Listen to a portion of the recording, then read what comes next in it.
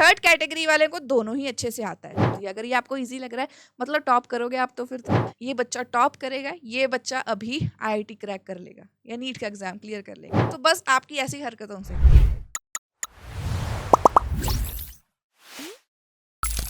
Hello everyone, स्वागत है आप सबका हमारे फर्स्ट सेशन में, जिसमें हम सॉल्व करने जा रहे हैं top 10 questions from each chapter. आपको पता है पूरे चैप्टर्स हैं, बट कुछ ऐसे क्वेश्चंस हैं जो कि बार बार रिपीट हो रहे हैं in all the previous year question. अगर हम उठाकर देखते हैं ऑफ सीबीएसई बोर्ड, तो क्या होता है, बहुत सारे क्वेश्चंस आते हैं, एमसीक्यूज भी आते हैं, असर्शन रीजंस भी है, केस स्टडीज भी हैं। along with that we also have numericals, क्योंकि सोल्यूशन चैप्टर हमारा क्या है, फिजिकल केमिस्ट्री का पार्ट, तो न्यूमेरिकल्स तो होंगे ही।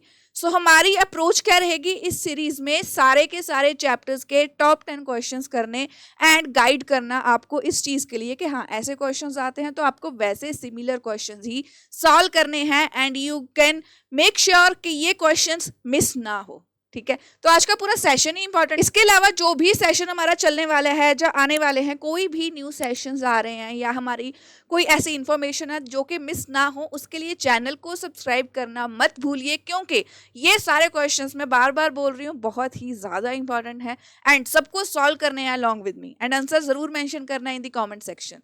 ठीक है, सो चलिए स्टार्ट करते हैं विद द टुडेज लेक्चर, जिसमें हम सोल्यूशन चैप्टर की बात करने वाले हैं। बता दिया कि इसमें मोस्टली न्यूमेरिकल्स रहते हैं, तो मैंने कॉलिगेटिव प्रॉपर्टीज के फॉर्मूलाज यहाँ पर मेंशन कर दिए हैं।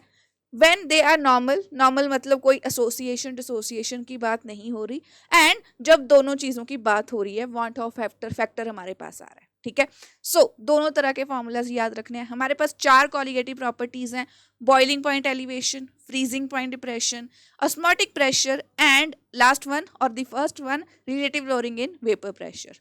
तो ये सारी जो फॉर्मूलाज हैं, एटलीस्ट आपको आइडिया हो कि इस फॉर्मूला का मतलब क्या है, what is P S not, what is P.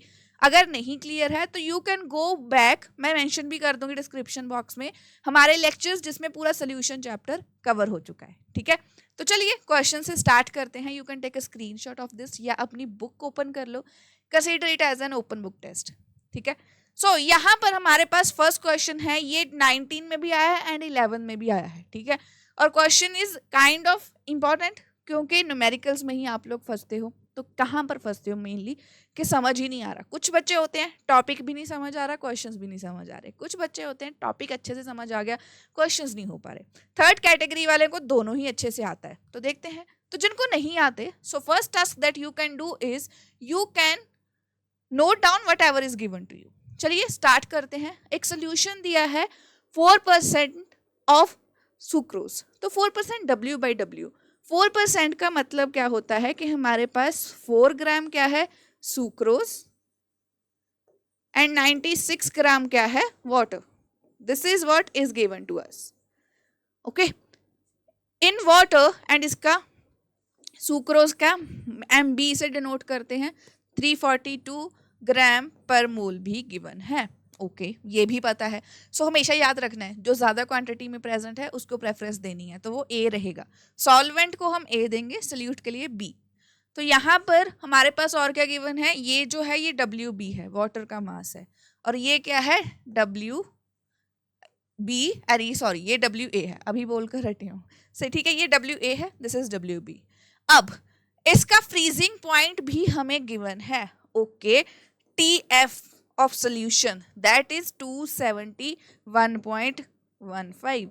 तो ये तो इसका अपना सोल्यूशन का है। ठीक है, प्योर वाटर का कितना रहता है, डेल्टा TF। ओके, ये हमें अगर पता हो या हमें एक चीज गिवन है वो हमें निकालनी है, तो वो किसके इक्वल होती है, TF not minus TF। TF कितना रहता है, TF not pure solution, pure water का freezing point, that is 273.15 minus 270.115, और इसका कितना आएगा, 2K। तो 2K is the delta TF that is calculated. हमने कैलकुलेट कर ली है TF की वैल्यू। ये जो मैंने फॉर्मूलाज दिखाए थे उनमें यू कैन सी, ये मैंने करके दिखा दिया आपको। अब नेक्स्ट देख लेते हैं, calculate the freezing point of 5% glucose solution. 5% मतलब ऐसे ही दे दिया है कि 5 ग्राम सुक्रोज को 95 ग्राम वाटर से मिक्स करा है, ये इंफॉर्मेशन हमें गिवन है। और इट्स गिवन, बट आपको फ्रीजिंग पॉइंट भी दे दिया था प्योर वाटर का, चलो यहाँ पर भी गिवन था। अब यहाँ पर हमें जो मेन चीज़ रहती है, क्योंकि फॉर्मूला क्या होता है, delta T F is equal to K F M. हमें के एफ की वैल्यू तो दी ही नहीं है, बट हमें ये सारी इंफॉर्मेशन गिवन है, हमें ये भी निकाल लिया। सो हमारे पास यहाँ पर के एफ की वैल्यू निकालनी है, वहाँ से निकाल कर सेकेंड फॉर्मूला में पुट करके हमारे पास आंसर आ जाएगा। ठीक है, सो क्या होगा यहाँ पर, ये आया मेरे पास 2k equal to K F we don't know, and molality का फॉर्मूला क्या रहता है, मास अपॉन मोलर मास, मतलब number of moles of sucrose divided by कितने सॉल्वेंट में वो मिक्स है, ये चीज़ हमें पता चलती है। सो यहाँ पर हमारे पास फॉर्मूला रहता है WB इंटू WA इंटू 1000 क्योंकि वो ग्राम्स में गिवन है इसीलिए। So let's put the value, हमें चाहिए के एफ की वैल्यू, हमें चाहिए के एफ। सो ये सारी टर्म्स इस साइड आ जाएंगी, 2k इंटू MB कितना है हमारे पास 342 ग्राम गिवन है ऑलरेडी, MB इंटू WA मतलब पानी का कितना मास लिया है, that is 96 gram divided bye हमारे पास क्या गिवन है, देन ये सारी चीज़ें नीचे आ जाएंगी। WB, what is WB, that is 4, तो इसीलिए मैंने ऑलरेडी वो चीज़ें लिख ली थी, 4 इंटू 1000। सो यहाँ पर मेरे पास एक KF की वैल्यू आ जाएगी, तो ये मेरे पास वैल्यू आती है 17.1 केल्विन किलोग्राम पर मोल, ये मेरे पास वैल्यू आ गई KF की। सो ये वैल्यू जो है वो मुझे यूज करनी है एंड मुझे पुट करनी है इन दी सेकेंड पार्ट। तो सेकेंड पार्ट में क्या है मेरे पास, WB कितना हुआ, दैट इज 5 ग्राम, क्योंकि 5% है, तो 5% अगर 100% में से 5% मेरे पास ग्लूकोज है, एंड जिसका मोलर मास क्या है 180। अब इसका MB कितना है 180 ग्राम, WB कितना WA कितना हुआ, दैट इज 95 ग्राम, राइट। अब फॉर्मूला क्या है, delta TF is equal to KFM, delta TF is equal to KFM। KFM में KF की वैल्यू हमने क्या निकाली 17.1, M की वैल्यू क्या थी WB upon MB into WA into 1000। सो इसमें वैल्यूज पुट करनी है हमें, जिनका हो गया क्वेश्चन वो आंसर आप बता भी सकते हो। सो क्या आएगा यहाँ पर, डेल्टा TF वो हमें निकालना है फ्रीजिंग पॉइंट, पहले डेल्टा TF निकाल लेते हैं।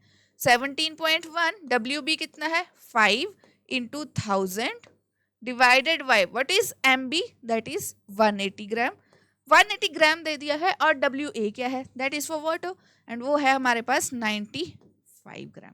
सो इसको सॉल्व करके मेरे पास कितना आ रहा है, आई एम गेटिंग 4.75। ओके, मेरे पास आ रहा है delta TF is equal to 4.75 K। So this is something that I am getting over here. अब मुझसे उन्होंने ये डेल्टा TF नहीं पूछा, डेल्टा TF हमें क्या दिखाता है, इट शोज द डिप्रेशन, कि कितना डिप्रेशन आया है फ्रीजिंग पॉइंट में, ये हमें इसने दिखा दिया, बट हमें पूछा है फ्रीजिंग पॉइंट कितना है। सो वो कैसे आता है, TF not minus TF is equal to 4.75 K।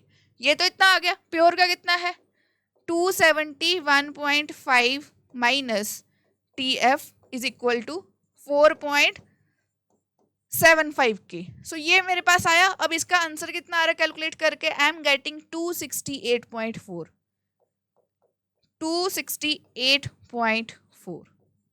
Kelvin. सो ये मेरे पास आ चुका है इसका फ्रीजिंग पॉइंट ऑफ सोल्यूशन, जिसमें KF नहीं गिवन था। सो पता चला क्या करा हमने, सबसे पहले फर्स्ट लाइन को एनालाइज करा कि they have given us a solution of sucrose, उसकी परसेंटेज यहाँ पर है W/W दी है, उससे हमने WA WB MB का पता कर लिया, राइट। उसका फॉर्मूला में डालकर जो वैल्यूज गिवन थी हमारे पास KF की वैल्यू आ गई, KF की वैल्यू वही हमने यूज करी है नेक्स्ट पार्ट में जिसका सब कुछ गिवन था। ओके, सो ये हो चुका है। अब CBSE बोर्ड के जो बच्चे हैं उनके लिए ये क्वेश्चन थोड़ा डिफिकल्ट हो सकता है, क्योंकि 2 स्टेप्स में आ चुका है। So try to solve at least 10 similar questions, so that थोड़ी ग्रिप बन जाए इस टॉपिक पे और थोड़ा इजी लगे, ठीक है। सो ये था हमारा first question from this part, which is quite easy जिनके लिए, जिन्होंने प्रैक्टिस कर रखी है। Otherwise please practice such kind of questions. और समझ में आ गया तो लाइक कर दीजिए एंड सब्सक्राइब करना मत भूलिएगा, ठीक है। अब करते हैं नेक्स्ट क्वेश्चन। हाँ, मैंने इसका सोल्यूशन भी मेंशन कर दिया है, but I have told you in a better way to solve this question. Okay, अब आती है असर्शन रीजन की बात। चलो रीड करते हैं एंड आप लोग मुझे आंसर कमेंट सेक्शन में बता दीजिए इसका क्या आएगा। असर्शन है osmotic pressure is a colligative property. क्या ऑस्मोटिक प्रेशर एक कॉलिगेटिव प्रॉपर्टी है? Okay. Reason, osmotic pressure is directly proportional to molality. Is it right? First of all हमें ये सारे में से चूज करना है कि क्या दोनों ही करेक्ट हैं या दोनों ही रॉन्ग हैं, क्या है। तो ये 2020 में आ रखा है, कोरोना टाइम में, है ना। सो इतना इजी क्वेश्चन है। यस, असर्शन एंड रीजन है, लेटेस्ट क्वेश्चन है, ज्यादा पुराना भी नहीं है। सो क्या ऑस्मोटिक प्रेशर एक कॉलिगेटिव प्रॉपर्टी है? ऑब्वियसली इट इज, ये एक कॉलिगेटिव प्रॉपर्टी है। So assertion is right. Reason में बता रहा है osmotic pressure is directly proportional to molality. First of all pi is equal to CRT and C ये एक ओनली कॉलिगेटिव प्रॉपर्टी है जिसमें हमारे पास मोलैलिटी यूज हो रही है, मोलैलिटी यूज नहीं हो रही। बॉइलिंग पॉइंट, फ्रीजिंग पॉइंट में मोलैलिटी यूज हो रही थी, ऑस्मोटिक प्रेशर में नहीं यूज हो रही। सो यहाँ पर ये रीजन जो है दैट इज रॉन्ग। तो कौन सी ऐसी ऑप्शन है? Correct, correct, assertion is correct, reason is incorrect. Option C is the right answer. So कितना इजी क्वेश्चन है, ठीक है। सो ये नहीं सोचना है कभी भी कि जो सोल्यूशन चैप्टर है या अगर वो फिजिकल केमिस्ट्री में है तो उसमें से थ्योरी के क्वेश्चंस नहीं आ सकते। They can give you and काफी इजी भी आ सकते हैं, डिपेंड्स अपॉन योर लक। अब आपका टास्क क्या है? ऐसे ही आपने कॉलिगेटिव प्रॉपर्टीज के असर्शन एंड रीजंस के सारे क्वेश्चन जितनी भी बुक से मिल रहे हैं करने हैं सॉल्व, ठीक है। So done with this part. अब आती है केस स्टडी की बात। देखो केस स्टडी भी CBSE सिलेबस में आती है ना। सो रीड करिए इस चीज को, क्या गिवन है ये आपको पता भी होगा। टॉपिक को रीड करके ये आपको पता चल जाएगा फर्स्ट लाइन से ही। Liquid solutions can be classified into ideal and non ideal solution on the basis of Raoult's law. Okay, उन्हें हम डिवाइड कर सकते हैं सॉल्यूशंस को दो कैटेगरी में, आइडियल भी हो सकते हैं, नॉन आइडियल भी हो सकते हैं। The solution which obeys Raoult's law over entire range, तो आइडियल सॉल्यूशंस की डेफिनेशन बताई है, उसकी पूरी करेक्टरिस्टिक्स बता दिए हैं। ऐसे आपको बता दिया है जो सॉल्यूशन फॉलो नहीं करते रॉल्ट्स लॉ को उन्हें हम क्या कहते हैं? Non ideal solution. Vapour pressure of such solution या तो हाई होगा या कम होगा by as predicted by Raoult's law. But ideal solution में दो तीन चीजें इंपॉर्टेंट हैं। Enthalpy of mixing to form solution is 0, volume of mixing is 0। ये दो चीजें आपको याद रखनी है, ठीक है। सो इस पूरे पैरा में क्या बताया केस स्टडी में जो आपको ऑलरेडी पता है। सो गुड थिंग इज कि इसके बारे में आपको याद करने की जरूरत नहीं पड़ेगी, जस्ट वापस से आकर वो पैरा देख लेना है एंड क्वेश्चन का आंसर कर देना है ना, इजी थिंग। तो अब क्वेश्चंस देखते हैं कैसे आ रहे हैं। क्वेश्चन आ रहा है which of the following statement is or are true for an ideal solution. कौन सी स्टेटमेंट करेक्ट है हमारे आइडियल सोल्यूशन के लिए? No heat is absorbed or evolved when components are mixed. क्या ये सच बात है? Volume of solution is equal to sum of volume of two component. क्या जो वॉल्यूम है वो दोनों के सम के इक्वल होगी? सोचो। Intermolecular attraction forces between AA and BB are equal to AB. ये सच है कि नहीं? एग्जैक्टली सो ये तीनों के तीनों पॉइंट सही हैं। आई होप आपने कमेंट सेक्शन में राइट आंसर ही दिया होगा। So D, all of the above. तो जो आइडियल सोल्यूशन होते हैं ना, ये जैसे आइडियल गैस है, तो आइडियल गैस तो कोई होती नहीं है, ऐसे ही आइडियल सोल्यूशन जो है वो भी बहुत ही लाइक नैरो रेंज पे होते हैं। They do not follow the rule over the entire range of concentration, but जो फॉलो करेंगे उनमें क्या होगा? सपोज एक सोल्यूशन है मेरे पास AA, दूसरा है BB। जब दोनों को मैंने मिक्स करा मेरे पास बन रहा है AB। अब AB में बन रहा है कोई हीट एब्जॉर्ब या इवॉल्व नहीं हुई, डेल्टा H जो है मिक्सिंग की 0। भाई ऐसा तो है नहीं कि आपने कुछ हीट इवॉल्व या इन्वॉल्व नहीं करी, इनके बॉन्ड ब्रेक हुए, एनर्जी यूज हुई। सपोज इनके बॉन्ड ब्रेक करने के लिए 50-50 किलो जाउल एनर्जी यूज हो गई, बट जैसे ही इनका ये बॉन्ड बना तो 100 किलो जाउल एनर्जी जो है वो रिलीज हो गई। मतलब सोचो, इनको बनाने के लिए जो मेरे पास सपोज मम्मी ने पूरे 2 घंटे लगाकर खाना बनाया है ना, बहुत मेहनत लगी है, बट जैसे ही सबने खाया तो सबको इतना अच्छा लगा कि मम्मी बहुत खुश हो चुकी हैं। सो ओवरऑल मम्मी की जो मेहनत लगी उनको फल मिल चुका है, उन्होंने खाना बना दिया है, सो एवरीबडी इज हैप्पी। सो उसमें कोई लॉस और गेन की बात नहीं है, इक्वल है सब। सेम यहाँ पर इन्होंने बॉन्ड ब्रेक करके जो भी एनर्जी निकली यूज हुई बॉन्ड ब्रेक करने में, वो रिलीज होगी जब नया बॉन्ड बन गया। तो ओवरऑल चेंज क्या हुआ? जीरो। ठीक है, सो ये first point is correct. Volume mixing भी मतलब अगर ये 10 ml मिक्स करा है, ये 10 ml मिक्स करा, तो कुछ इवेपोरेट नहीं होगा, कुछ इंक्रीज नहीं होगा, you will get 20 ml solution. तो ये होते हैं आइडियल सॉल्यूशंस की प्रॉपर्टीज, तो याद रखना है। डन। नेक्स्ट क्वेश्चन, कुछ एग्जाम्पल्स दी हैं, आपको बताना है इनमें से कौन सी एग्जाम्पल्स हैं जो कि आइडियल सोल्यूशन की हैं। अब ये तो केस स्टडी में गिवन नहीं था, सो इसको आपको एनालाइज करना पड़ेगा। तो इसकी ट्रिक क्या रहती है, जिनके नाम सिमिलर है ना वो आइडियल सोल्यूशन बनाते हैं। तो किस किस के नाम सिमिलर है? N hexane, n heptane similar है, हेक्सेन हेप्टेन, एन एन आ रहा है, यस।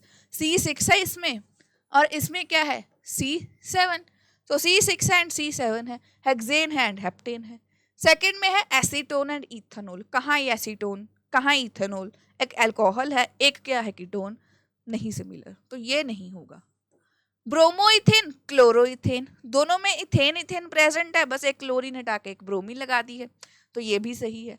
बेंजीन टोलीन, सेम सेम से नाम है, बेंजीन इसमें भी है ही, टोलीन में भी बेंजीन है, उसके ऊपर टोलीन जिसको नहीं पता, इसके ऊपर एक CH3 ग्रुप लगा रहता है। अब ये दोनों क्या है? दोनों कंपाउंड्स में सिर्फ कार्बन एंड हाइड्रोजन प्रेजेंट है, तो इनमें सिर्फ लंडन फोर्सेस रहेंगी और कोई इंटरेक्शन होती ही नहीं है। बट अगर मैं बात करूं एसीटोन एंड इथेनॉल की ना, तो उनके बीच में हाइड्रोजन बॉन्डिंग का इंटरेक्शन आ जाता है, उनकी आपस में भी हाइड्रोजन बॉन्डिंग रहती है। कैसे?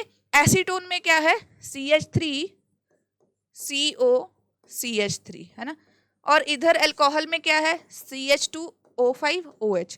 तो ये हाइड्रोजन इस ऑक्सीजन के साथ इंटरेक्शन स्टार्ट कर देगी, तो चेंज ही हो जाती हैं चीजें, इसीलिए ये हम इंक्लूड नहीं करते।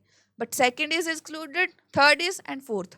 तो कोई ऐसी ऑप्शन है जिसमें first third and fourth included हो?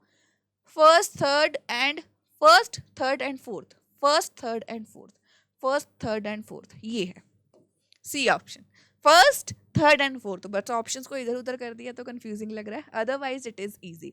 The only problem is that you need to remember कि इनके फॉर्मूलाज क्या है, ठीक है। बट ट्रिक इज उनके नाम याद रख लो, your work is done. Next, addition of carbon disulfide to acetone, CS2 to acetone, ये डाला है। तो इनमें पूछा है dipolar interaction between solute solvent, अगर इन दोनों को मिक्स करा है तो इनकी जो इंटरेक्शन है, अच्छा उन्होंने पूछा है कि अगर ये AA इंटरेक्शन थी और ये BB इंटरेक्शन थी, एंड में जो AB बना है किसकी वीकर है? उन्होंने बोला है इंटरेक्शन इसमें आर वीकर और ग्रेटर देन दिस, वीकर और greater than this, so these interactions are weaker, weaker interactions हैं। वीकर इंटरेक्शन कैसे हैं?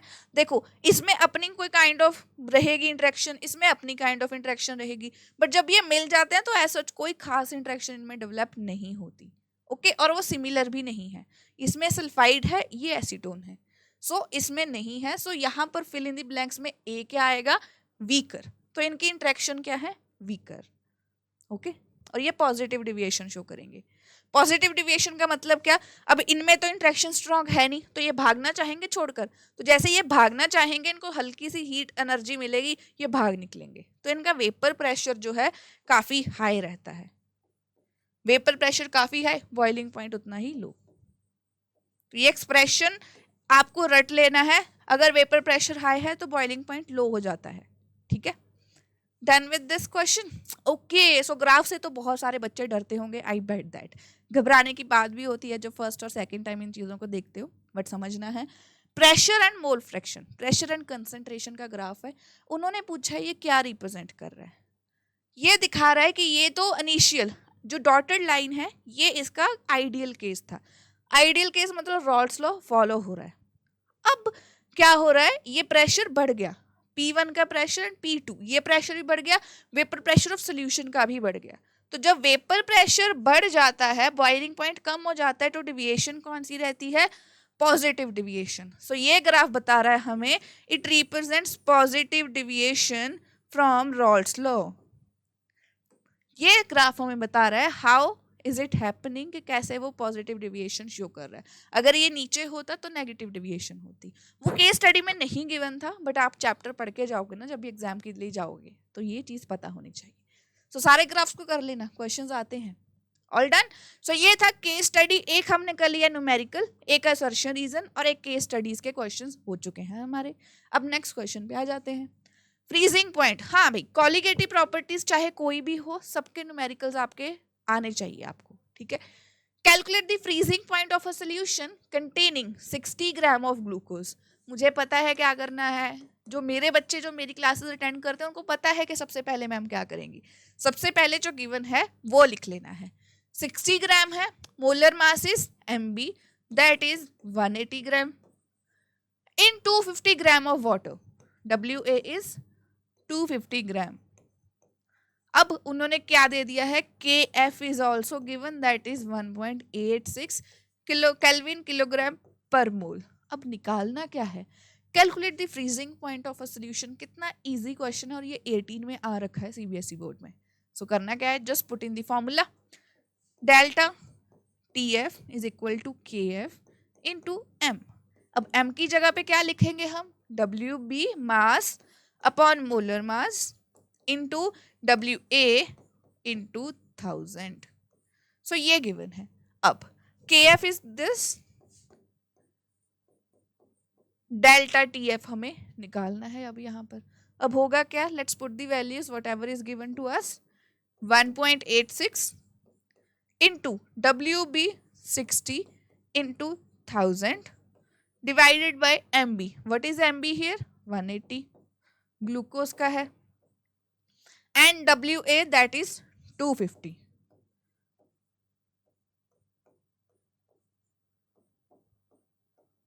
ये आ रहा है मेरे पास 2.48 K। सो ये देखो, अब बच्चों को ना मैं बताती हूँ, आप लोगों का मोस्टली क्या डाउट रहता है कि हमें यही नहीं पता चलता कि delta TF not and TF की वैल्यू क्या रहेगी।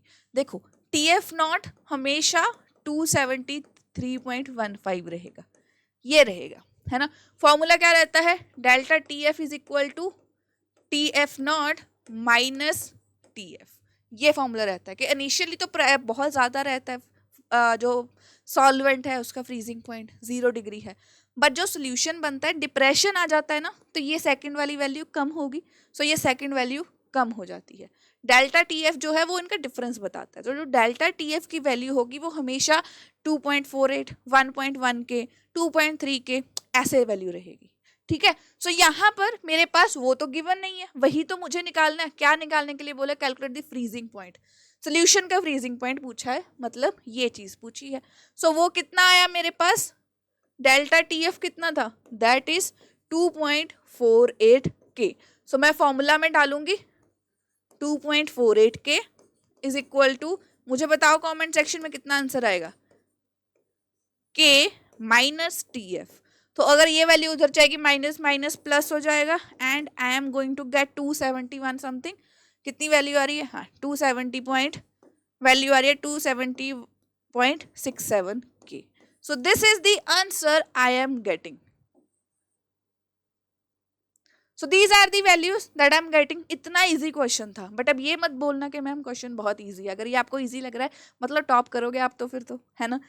बट अगर आपको ये इजी लग रहा है, इट ऑल्सो शोज कि आपने अच्छे से प्रैक्टिस कर ली है और आप हायर लेवल के क्वेश्चंस देख रहे हो। आप JEE के बच्चे हो जो यहाँ पर देख रहे हो, बट ये CBSE बोर्ड के लिए है क्वेश्चंस जो कि बहुत ही ईजी हैं बट इंपॉर्टेंट है, तो ये आते हैं एग्जाम्स में, ठीक है। CBSE बोर्ड का लेवल इतना हाई नहीं होता, बेसिक्स क्लियर हो, you can easily crack these, ठीक है।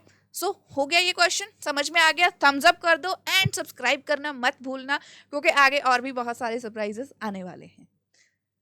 नेक्स्ट, अब इसका सोल्यूशन मैंने यहाँ पर दे दिया है तो देख लो, बट मैंने सॉल्व कर दिया, that is the better way again. अब ये जो क्वेश्चन है यहाँ पर थोड़ा दिमाग लगेगा, ये 2016 में आ रखा है, तब मैं क्या कर रही थी, तब मैं कॉलेज में थी, हाँ। सो यहाँ पर दे रखा है out of 1 molar glucose and 2 molar glucose which has higher boiling point and Y.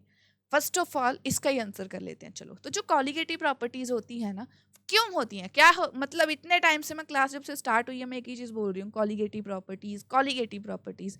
तो क्या आपको पता है कॉलीगेटिव प्रॉपर्टीज क्या होती हैं? कॉलीगेटिव प्रॉपर्टीज क्या है? Which depends upon colligative properties, जो डिपेंड करती है नंबर ऑफ पार्टिकल्स पे, नंबर ऑफ पार्टिकल्स पे। तो जितने नंबर ऑफ पार्टिकल ज्यादा होंगे उतनी कॉलीगेटिव प्रॉपर्टी ज्यादा होगी। बॉइलिंग पॉइंट क्या है? Elevation in boiling point. तो वो क्या है? वो कितना ज्यादा होगा जितने ज्यादा पार्टिकल होंगे। अब 1 मोलर एंड 2 मोलर, इसमें में से किस में ज्यादा है? 1 मोलर में पार्टिकल ज्यादा या 2 मोलर में? डबल में ज्यादा है ना। इसमें मतलब देखो 1 मोलर का मतलब क्या है? 1 मोल किस चीज का? ग्लूकोज का। ग्लूकोज का 1 मोल 1 लीटर पानी में डिजोल्व है। दूसरे का मतलब है 2 मोल को डिजोल्व करा है कितने पानी में? 1 लीटर में ही। तो डबल अमाउंट हो गया। सो डबल पार्टिकल्स हो गए। सो बॉइलिंग पॉइंट इसका हाई रहेगा। सो इसका आंसर आता है 2 मोलर। तो दिमाग लगा लिया हमने, ज्यादा कुछ सॉल्व करने की जरूरत ही नहीं पड़ी। 2 नंबर का क्वेश्चन होगा, 1 नंबर का तो इजीली हो गया हमारे पास, है ना। सो इजी है ये। Second, what happens when external pressure applied becomes more than the osmotic pressure of solution. चलिए देखते हैं। उन्होंने बोला है कि अगर, पहले देखो ऑस्मोटिक प्रेशर का सेटअप क्या रहता है। ये 2 बीकर हैं, ये इनको मैंने अटैच करा है, बीच में सेमी परमिएबल मेम्ब्रेन है। यहां पर ओके यहां पर अब क्या होने वाला है? Just a moment. Okay so यहां पर मेरे पास बीकर को मैंने 2 बीकर को ज्वाइन कर दिया। टेढ़े मेढ़े बीकर पे ध्यान मत देना। ये 2 बीकर्स को मैंने ज्वाइन कर दिया आपस में, एंड एक सोल्यूशन इसमें है सोल्यूशन, एंड इसमें क्या है? गेस करो, एनसीईआरटी में अच्छे से बना रखी है। Pure solvent. Pure solvent, high concentration, low concentration, high pressure, low pressure. Water पे प्रेशर ज्यादा है, इधर प्रेशर कम है, वेपर प्रेशर, क्योंकि वो सोल्यूशन बन चुका है। सोल्यूशन की कंसंट्रेशन ज्यादा है, वाटर में तो कुछ मिक्स ही नहीं है, तो कंसंट्रेशन कहाँ से होगी? बीच में मैंने सेमी परमिएबल मेम्ब्रेन लगा दी। अब फ्लो इस साइड होगा। फ्लो किस साइड से होगा? पानी की तरफ से सोल्यूशन की तरफ। लो कंसंट्रेशन से हाई कंसंट्रेशन की तरफ फ्लो होगा।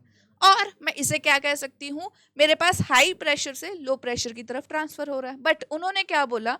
अच्छा, अब मेरा कुछ एक्स्ट्रा प्रेशर मैं अप्लाई कर रही हूँ इस साइड, सोल्यूशन की साइड, कि ये जो फ्लो हो रहा है ये रुक जाए, ये फ्लो अब रुक जाए।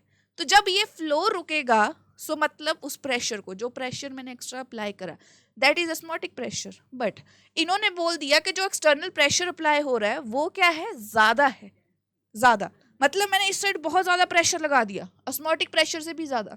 सो अब क्या होगा? जो इधर का पानी है वो भी निकल कर इस साइड जाने लग जाएगा, रिवर्स प्रोसेस हो जाएगा। तो वो क्या वर्ड आपका सुनना चाहते हैं, पेपर में देखना चाहते हैं? Reverse osmosis. Reverse osmosis RO system, इसका मतलब है आरओ सिस्टम। आरओ सिस्टम्स में यही होता है, इस साइड गंदा पानी है, इस साइड साफ पानी है। तो वो जब आरओ रिवर्स ऑस्मोसिस होती है, एक्सेसिव प्रेशर अप्लाई होता है, तो इस साइड से साफ पानी निकलकर वापस जाने लग जाता है। ओके सो ये क्वेश्चन आ रखा है, एक वर्ड मेंशन कर दिया, मार्क्स पक्के हैं। तो ऐसे ही ये ध्यान का एक चीज का ख्याल हमेशा रखना है। ध्यान में चीज रखो कि कभी भी जो आता है ना वो वॉमिट आउट करने मत बैठो, जो रिक्वायर्ड है उतना लिखो। टीचर इस वर्ड को देखकर ही सेटिस्फाई हो जाएगा, क्योंकि हम टीचर्स को ना पता चल जाता है कि अच्छा ये बच्चे ने सब कुछ लिखा है, तो मतलब वो कंफ्यूज है कि यहाँ पर क्या लिखना है। बट अगर कोई बच्चा ये एग्जैक्ट वर्ड लिख रहा है, वो अच्छे से दिखा रहा है, और हमें ये भी पता चल जाता है ये बच्चा टॉप करेगा, ये बच्चा अभी IIT क्रैक कर लेगा या नीट का एग्जाम क्लियर कर लेगा। सो वो पता होता है। सो बस आपकी ऐसी हरकतों से, ठीक है। सो ऐसे क्वेश्चन के लिए रेडी रहना। 5 क्वेश्चन हमारे हो चुके हैं, सॉल्यूशंस भी मैंने दे दिए हैं, but I have explained it in better way. अब ये क्वेश्चन जो है, अब थोड़े से क्वेश्चन ऐसे आएंगे जिनमें थोड़ा सा ट्रिकी रहेगा। अब ये क्वेश्चन क्या कह रहा है? एक सोल्यूशन है 5.85 ग्राम NaCl is given. Okay, osmotic pressure भी दिया है, डिग्री ऑफ डिसोसिएशन पूछी है उसकी, ठीक है। फॉर्मूला क्या रहता है? जैसे ही डिग्री ऑफ डिसोसिएशन आ गई, जो सबसे स्टार्टिंग में मैंने बताया था, pi is equal to CRT।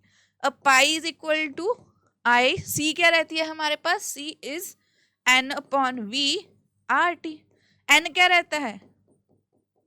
Mass, that is WB।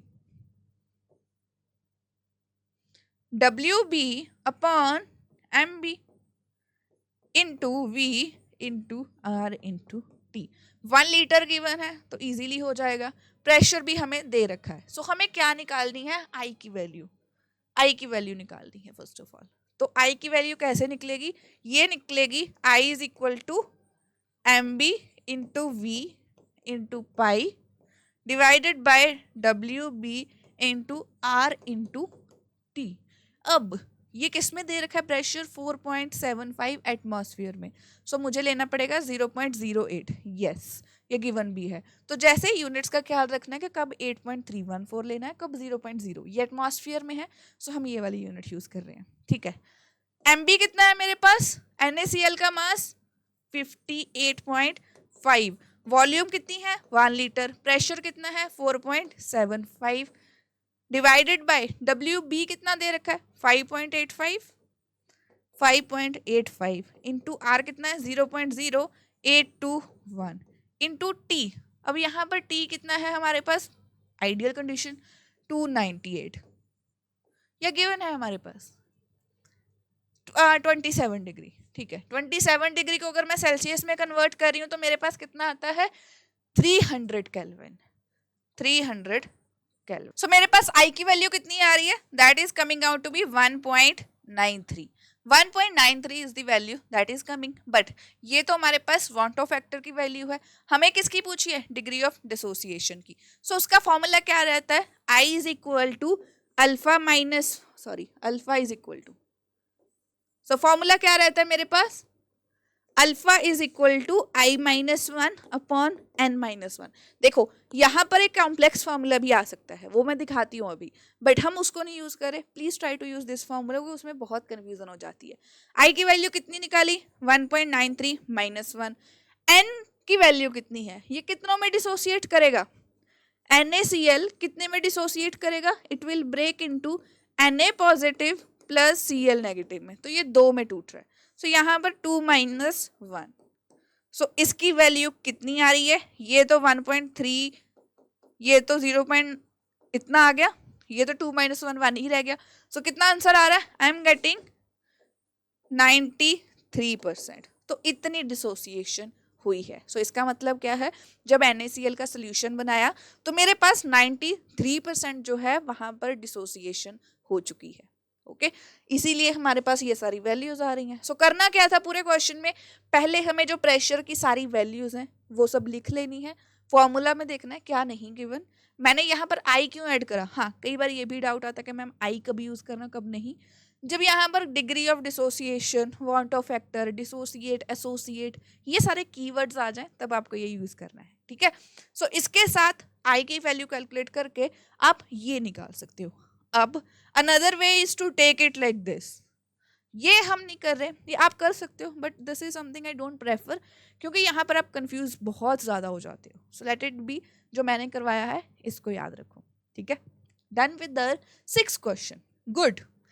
अब आता है हमारा 7th क्वेश्चन, जो कि 19 में आ रखा है बिफोर कोरोना। सो क्या बता रहा है ये क्वेश्चन? हमें क्या बताना है? ओके, एक टेम्परेचर पे 30 ग्राम ग्लूकोज प्रेजेंट थी। ओके, 1 लीटर में। उसका प्रेशर कितना था? π1 इज 4.98 बार। ओके, π2 कितना है? 1.52 बार। ओके, हमें पूछा है दूसरे की कंसेंट्रेशन, उसके बारे में कुछ भी नहीं बताया। पहले के बारे में एटलीस्ट बता तो दिया। सो फॉर्मूला मेरे पास क्या रहेगा? π1 equal to CRT। Pi is equal to CRT, C1RT। अब सेकंड केस में क्या रहेगा? π2 is equal to C2RT। Temperature उन्होंने बोला सेम है, एट दी सेम टेम्परेचर। तो अगर मैं इन दोनों को इक्वेट कर दूं तो मेरे पास क्या आएगा? π1 upon π2 is equal to C1 upon C2। RT से RT कैंसिल हो जाएगा। सो अब मुझे क्या करना है? C2 निकालना है, एंड C1 हमें पता है किस चीज के इक्वल है। π1 क्या है? 4.98। π2 क्या है? 1.52। C1 upon C2। अब C1 एंड C2 किस फॉर्म में दिया है हमारे पास? WB upon MB, WB upon MB पहले का डिवाइडेड बाय वॉल्यूम। अब वॉल्यूम उन्होंने 1 लीटर दे रखी है, that is something we are not considering, और कर भी सकते हैं वॉल्यूम 1 लीटर। तो ये हमें C1 का पता है, बट हमें नहीं पता व्हाट इज अबाउट, ये तो C1 है इनटू C2, तो C2 मुझे नहीं गिवन है। Let's put the values. 4.98 divided by 1.52 equal to, अब यहाँ पर WB कितना है 30 gram of glucose, 30 gram divided by glucose का मास 180 इंटू 1 इंटू C2। अब आपको कैंसिल करना है। अब ये वैल्यू आ गई, इसको आगे कर लें। सो कितना है 4.98 divided by 1.52 equal to 1/6 C2 है ना, 1.6 C2। अब इसको इधर ले जाओ एंड करके आप वैल्यूज निकाल सकते हो। सो ये क्या बनता है 4.98, स्लोली कर रही हूँ, 6 इधर चला जाएगा, 6 C2 multiplication and 1.52 equal to 1। अब ये वैल्यू उधर ले जाओ, C1 into 1.52 divided by 4.98 into 6। तो ये सॉल्व करने के बाद आपके पास C1 की वैल्यू आ जाएगी, C2 की वैल्यू आ जाएगी, and that is coming equal to 0.0508 molarity. Molar is indicating, molarity is the given. अब मैंने क्या करा, कंफ्यूजिंग कुछ भी नहीं है। मेरे पास उन्होंने एक सोल्यूशन दिया, उसका प्रेशर भी दे दिया, उसकी कंसंट्रेशन चीज़ों का भी बता दिया। दूसरे सोल्यूशन का ये बता दिया कि टेम्परेचर सेम है, तो आपको बताना है सेम टेम्परेचर पे क्या कंसंट्रेशन रहेगी अगर प्रेशर डिफरेंट हो गया। दोनों इक्वेशंस को मैंने इक्वेट कर दिया। ये मेन एक्सप्रेशन था, ये मेन एक्सप्रेशन है, तो वैल्यूज डाली, सो मेरे पास आंसर आ गया C2 का, दैट इज 0.0508 मोलर। ओके, सो अगर समझ में आ रही हैं चीज़ें, बार बार एक चीज़ को नोट कर रहे हो, तो दोबारा WB MB से क्वेश्चन ज़्यादा आ रहे हैं, और आपको पता होना चाहिए किसको WB लेना है, किसको MB, किसको WA लेना है। ठीक है, बाकी तो कॉलिगेटिव प्रॉपर्टीज ही रिपीट हो रही हैं, यहाँ पर भी सेम मेथड ही यूज करा है। अब असर्शन एंड रीजन अगेन, सो ये क्वेश्चन आ चुका है एग्जाम में, when the diver comes towards the surface। चलो मुझे जल्दी से कमेंट सेक्शन में इसका आंसर सबके सब मुझे बता दीजिए, सबके साथ साथ मैं भी रीड कर रही हूँ, ठीक है। when the divers come towards the surface their capillaries get blocked which is painful and dangerous to life। तो जो डाइविंग करने जाते हैं, किसी को शौक है, मुझे तो बहुत शौक है इस चीज़ का, हाँ कभी कभी डिपेंड्स अपॉन मूड, कभी नहीं भी होता। तो अभी मेरा है कि चलो डाइविंग करने चलते हैं, वहाँ पर अगर मैं नीचे जा रही हूँ, सो व्हाट इज़ हैपनिंग, ऊपर आते आते उन्होंने बोला है मेरी कैपिलरीज ब्लॉक हो जाएंगी तो मुझे पेन होगा।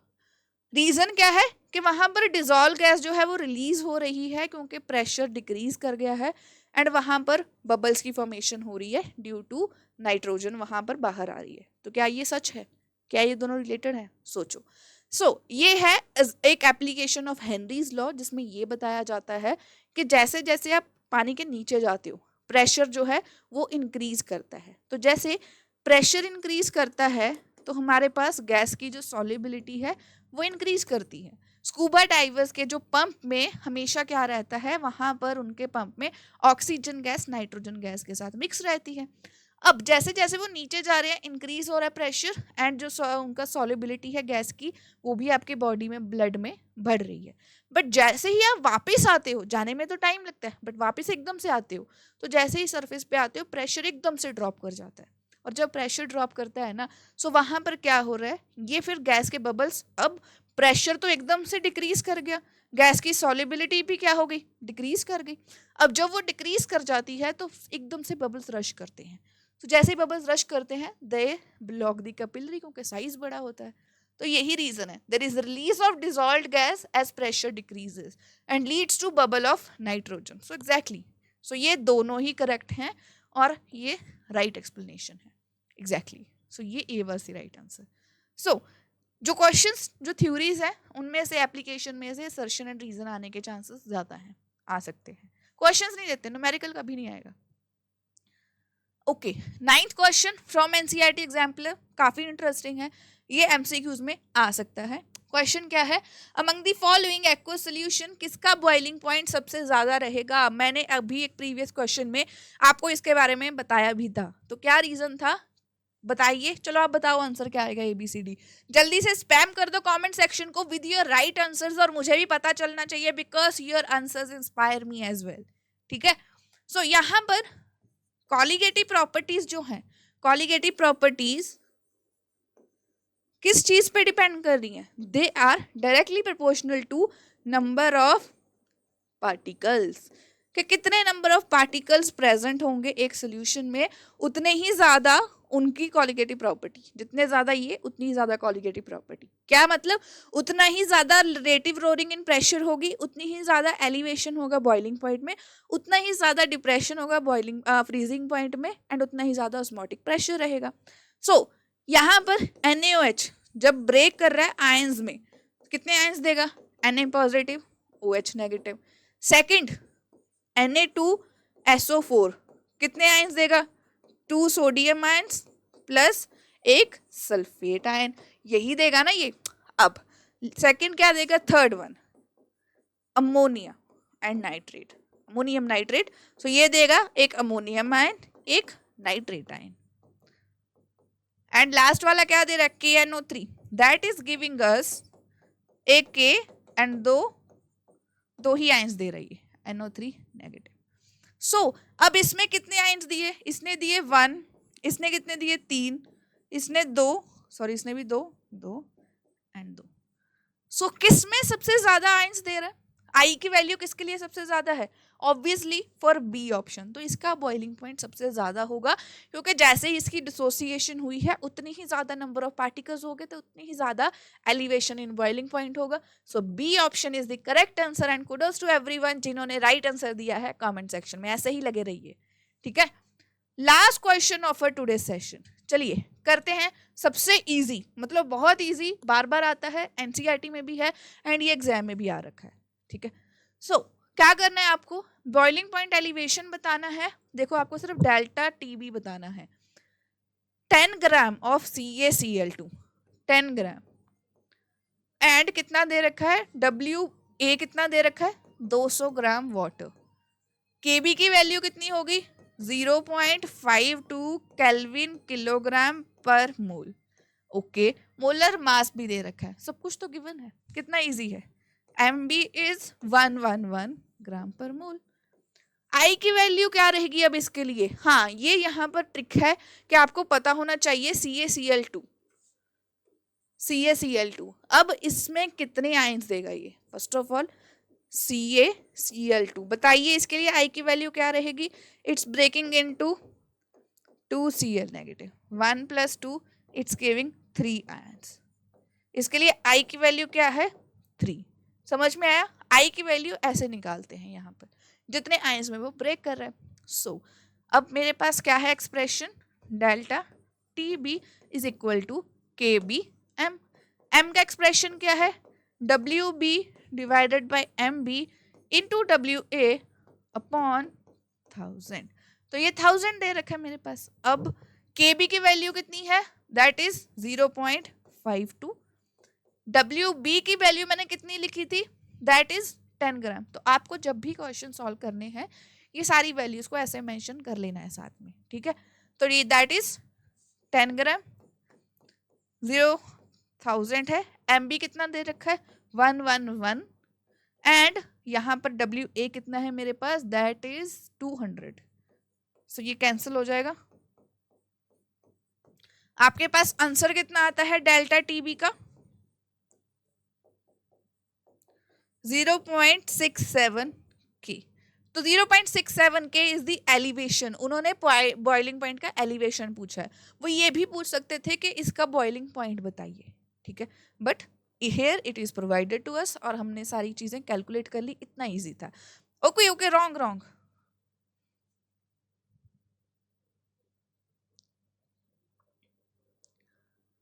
तो चलिए अब यहाँ पर I इज इक्वल टू 3 ऐसे कैलकुलेट करते हैं, एंड अब इसके फॉर्मूला में वैल्यू डाल लेते हैं। सो क्या आता है, delta TB is equal to I KB into M। So यहाँ पर I की वैल्यू क्या है मेरे पास 3, KB की वैल्यू क्या है 0.52, M की वैल्यू बहुत बार कर चुके हैं, सो मैं साइड में लिख रही हूँ WB मास upon molar mass into WA, सबको पता है 1000 से मल्टीप्लाई क्योंकि ग्राम्स में कर रहे हैं हम। सो यहाँ पर WB क्या है, मैंने इधर लिखा है 10 ग्राम, सो 10 डिवाइडेड बाय 10 को डिवाइड कर दिया है WB MB से, that is 111 and multiplied by 200 जो कि WA है एंड 1000, सो ये क्या हो जाएगा कैंसिल 5। सो मेरे पास डेल्टा TB की वैल्यू क्या आ रही है 0.67 की। सो this is the value that I am getting. Okay, इसका आंसर आप यहाँ पर भी देख सकते हो, सिमिलर वे में करा है, बट यहाँ पर मैं एक चीज बता दूं, ये वैल्यू तो आपके पास डेल्टा TB आ गई, क्योंकि एक तो मैंने बता भी दिया, जब वैल्यू पॉइंट्स में 1 पॉइंट समथिंग 2 पॉइंट समथिंग या 0 पॉइंट समथिंग आ रही है, इट मीन्स वो आपको डेल्टा TB बता रहे हैं या डेल्टा TF। बट नॉर्मली क्या रहता है, they could have asked you about boiling point बताइए सोल्यूशन का कितना है, TB बताना है, डेल्टा TB नहीं TB बताइए, या प्योर सॉल्वेंट का कितना रहता है point, boiling point TB not, तो वो सब कैलकुलेशंस भी आ सकती हैं। बट ये है टॉप 10 क्वेश्चंस। बट आपने एक चीज नोटिस करी, ये सारे PYQs हैं, all these questions are from previous years जो मैंने उठाए हैं। अब एक चीज मैंने नोटिस करी है कि क्वेश्चंस आ रहे हैं बार बार सिर्फ कॉलिगेटिव प्रॉपर्टीज से, एंड वो सेम ही चीज पूछ रहे हैं, टेम्परेचर की कैलकुलेशंस। सो इन पे फोकस करना है। Assertion, reason and case studies are also important. इसके अलावा आपका टास्क क्या रहेगा, to solve at least 50-60 question from this chapter, और ये इसके साथ ही मेरा टास्क खत्म होता है। जो भी आज के लेक्चर में मैंने करवाया सब कुछ मैंने अपने टेलीग्राम चैनल में मेंशन कर दिया है, डिस्क्रिप्शन बॉक्स में इसका लिंक भी मैंने दे दिया है, सो प्लीज़ फॉलो कर लीजिए। चैनल को सब्सक्राइब करना मत भूलिए कि जैसे ये सीरीज आज स्टार्ट हुई है ऐसे और भी बहुत सारे सरप्राइजेस आप लोगों के लिए आने वाले हैं। शेयर कर दीजिए अपने फ्रेंड्स के साथ, एंड कमेंट सेक्शन में बताइए कि क्या आपको सारे क्वेश्चन समझ में आए, and please practice along with me, तो ये इस चीज में आपकी हेल्प भी करेगा। ओपन बुक टेस्ट कंसीडर कर लीजिए। बट आज के लिए इतना ही, that's all for now. Thank you everyone for attending this session. Bye bye.